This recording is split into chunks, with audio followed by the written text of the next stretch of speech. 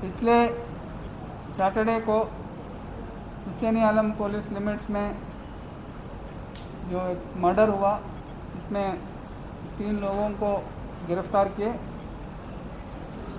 ये जो मर गया वो कत्ल हुआ, उसका नाम है जुबैर, सैयद जुबैर अली इलियास कचरा जुबैर। एक फ्रूट्स बेच के जी रहा था और ये एक्यूज और ये डिजीज़ में पुरानी दोस्ती भी थी। ये वन सालम बिन अब्दुल्ला एक चोरी केस में अंबरपेट पुलिस में उनको गिरफ्तार किए। तब से उनको शक था कि ये जुबैरी पुलिस को इंफॉर्मेशन दिया, उस पर शक था। और आजकल ये इनके एरिया में जाके ये जुबैर इसके खिलाफ प्रोपेगेंडा कर रहा है कि ये सालम और मुजफ्फर तारिक ये सब चोर है, और सोशल मीडिया में भी उन पर पोस्ट, उनके अगेंस्ट पोस्ट लगा रहा है उसको कि सालम चोर है बोल के पोस्ट भी लगा रहे हैं।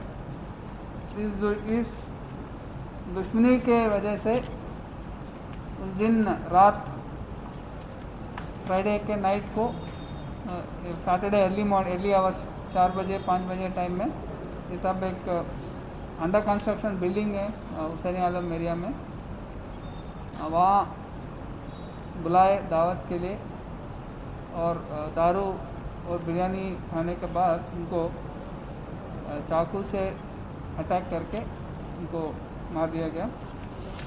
और एक दूसरी केस है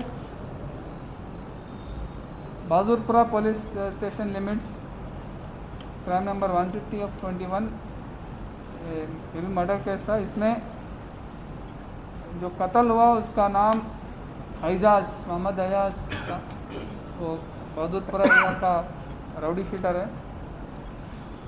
इसमें जो आज गिरफ्तार हुआ उसका नाम अब्दुल गफ़ार है, अब्दुल गफ़ार। इस केस में A2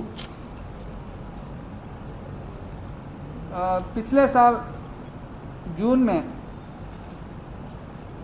एजाज ने गफ़ार पर हमला किया और उस केस में 162/2020 307 जरिए केस बुक करके पूरी इन्वेस्टिगेशन तहकीकात होने के बाद अदालत में चार्जशीट डाले और उसका अभी ट्रायल चालू है। एजाज इस पर प्रेशर ला रहा है कि उस केस में गवाही, इसके खिलाफ गवाही ना दें और कॉम्प्रोमाइज़ हो जाए, लेकिन ये लोग कॉम्प्रोमाइज़ के लिए तैयार नहीं हैं।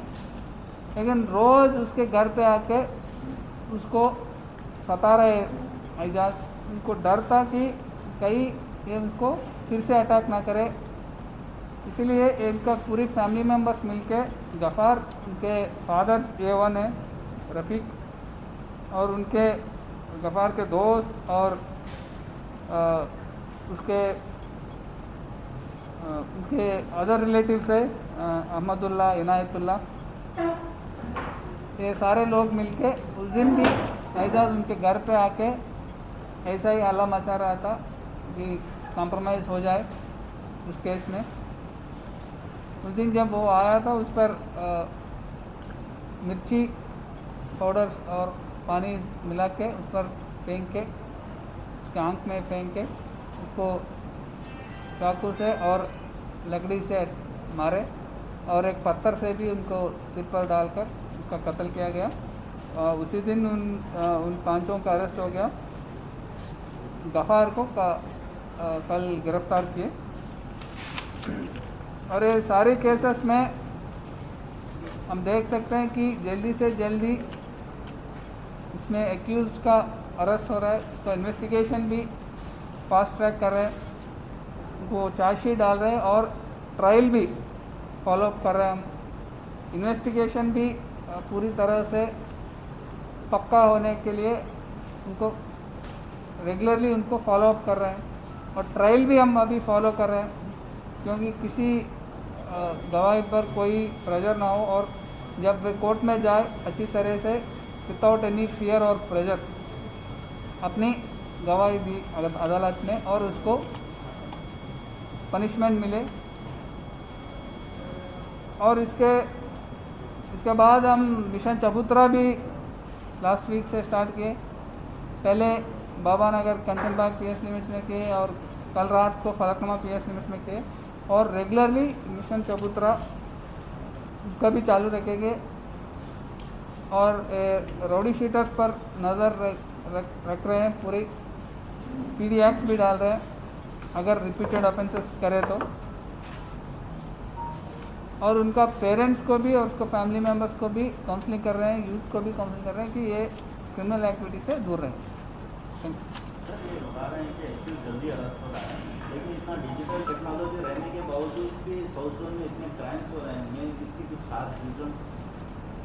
ये क्राइम्स और डिजिटल टेक्नोलॉजी में देयर इज नो रिलेशनशिप।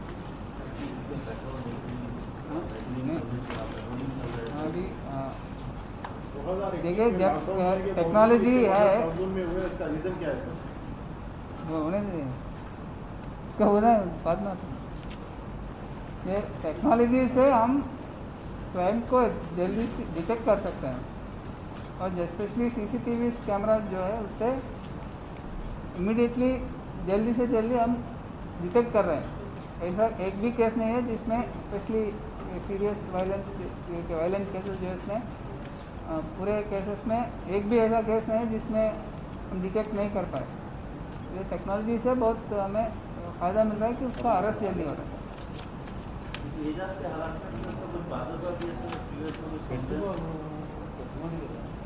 इसी केस में उसने उससे पहले ही 1 महीने पहले ही उसको अरेस्ट किए वो दूसरे केस में। I think it is NDPS case, गांजा केस। उसमें अरेस्ट होकर 1-2 दिन पहले ही वो जेल से निकला। जितने भी मर्डर्स हुए वो पूरे लॉकडाउन टाइमिंग में ही हुए, इसका रीज़न क्या है? लॉकडाउन टाइमिंग में हुए। फलकनुमा मर्डर है वो रेगुलर जब लॉकडाउन नहीं तो उस टाइम में हुए, दोनों टाइम पे हो रहा है। जो लॉकडाउन एरिया टाइम में जो हो रहा है वो नेबरी उसी एरिया में रहने वाले को चेकपोस्ट है, हर गाड़ी चेक हो रही है, तो फिर वो हथियार लेके कैसा जा रहा है चेकपोस्ट पर? जो कुछ भी जब देखते हैं कि डाबिरपुरा केस है वो उसी एरिया के रहने वाले, उसी नेबरहुड के, और ये बहादुरपुरा एरिया मर्डर भी उसी एरिया के रहने वाले, कहीं से बाहर से नहीं आया। सर आप चबूतरा मिशन के बारे में फलकनुमा लिमिट में करने के बाद भी कुछ ऐसा एक्सीडेंट हुआ हुआ के सुनने में आ रहा सर? फलकनुमा लिमिट्स में फलकनुमा लिमिट्स में एक्सीडेंट केस हुआ, एक्सीडेंट हुआ और एक्सीडेंट के बाद वो झगड़ा में लग गए, थोड़ा पी के हुआ था वो। जुबेर का क्रिमिनल रिकॉर्ड नहीं।